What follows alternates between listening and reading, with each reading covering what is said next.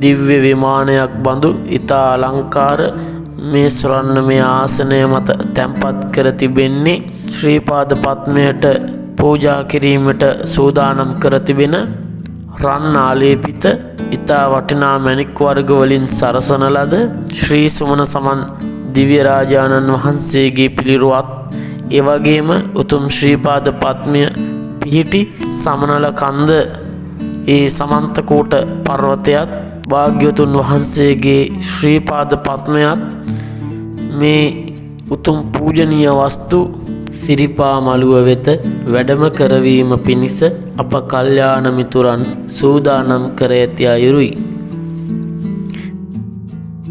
මේ සියලු පූජා වස්තු මහා කාශ්‍යප මහරහතන් වහන්සේගේ දළදා වහන්සේ නමක් වැඩහිඳින තුන්ලොව එකම විහාරය ඓතිහාසික බෙන්තර ගලපාත පුරාණ රජ මහා විහාරස්ථානයේ ධාතු මන්දිරයේ දින කීපයක් තැන්පත් කොට මහජන වන්දනාමානයට අවස්ථාව ලබා දුන්නා.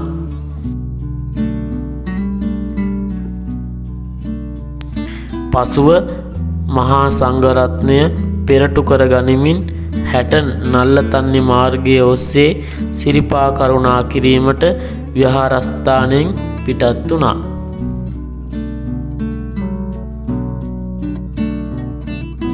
නල්ලතන්නියට ගොස් පංචශීලය සමාදන් වෙලා මළුවට කරුණා කරන තුරු පූජා වස්තු තැන්පත් ස්වර්ණමය ආසනය කුමන වෙහෙස මහන්සිය දැනුණත් බිම තබන්න නොලබේවායි ප්‍රාර්ථනාවෙන් සමන්දෙහි හාමුදුරුවන්ට බාර වී සිරිපා කරුණාව ආරම්භ කළා.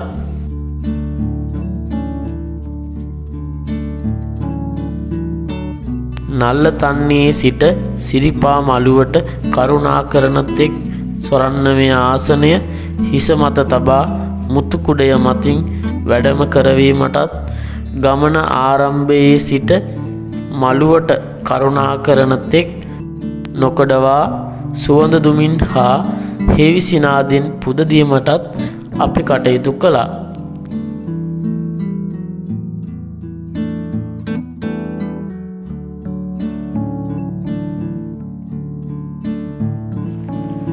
සමන්දෙහි හාමුදුරුවන්ට බාර වුණාසේම කිසිම කරදරයක් නැතිව ඒ පූජා භාණ්ඩ රැගත් ආසනය හිස මත තබා කිසිම තැනක බිම නොතබා සිරිපා මළුවටම මධ්‍යම රාත්‍රී වෙනකොට අප සියලු දෙනාම ළඟා වුණා. ඊට පස්සේ පහුවදා උදෑසන සම්බුද්ධ තේවාව සිදු කරන වෙලාවටම අපි කතා කරගත් ආකාරයටම පෙර සූදානම් වෙලා තිබුණු විදිහටම උදෑසන සම්බුද්ධ පූජාව සිදු කරන අවස්ථාවේ පෙළහරින් අප රැගෙන ගිය ඒ රන්නාලේපිත ශ්‍රී පාද අනුරුව ඒ උතුම් ශ්‍රී පාද පද්මයේ වැඩ සිටින භාග්‍යවතුන් වහන්සේගේ ශ්‍රී පාද පද්මයේ වැඩ සිටින සුගන්ධ කුටිය වෙත පූජා කළා. ඉන් අනතුරුව රන්නාලේපිත සමනල කන්ද අනුරුව ඒ උතුම් සුගන්ධ කුටිය වෙත පූජා කිරීම සිදු කරා.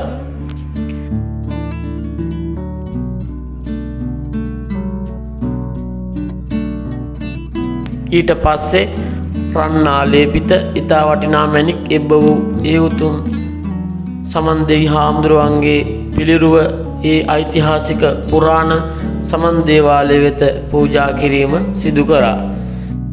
ඒ උතුම් සමන්දෙහි හාමුදුරුවන්ගේ පිළිරුව වෙත පළතුරු පූජාවක් සිදු කරා.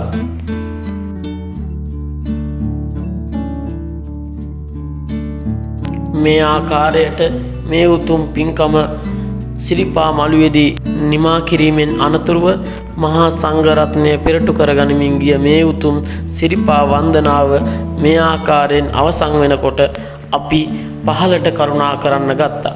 පහළට කරුණා කරද්දී 12 මහේ දන්සල දෙන ඒ පින්වත් ස්වාමින් වහන්සේටත් අපි මූල්‍යමය උපකාරයක් කරලා උන්වහන්සේගේ දන්සලෙන් අපි ආහාර රැගෙන උන්වහන්සේටත් නමස්කාර කරමින් අපි පහළට කරුණා කරන්න ගත්තා.